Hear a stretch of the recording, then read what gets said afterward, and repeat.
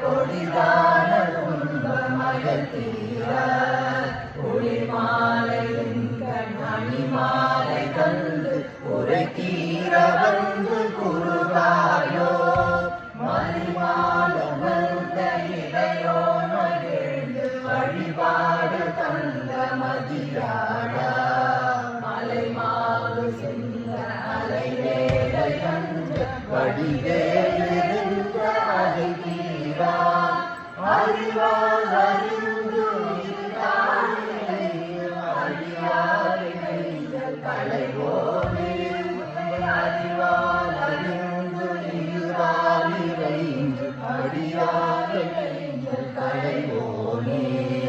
அழகான செம்பொன்மையில் மேலமர்ந்து அலைமாடி வந்த பெருமாளே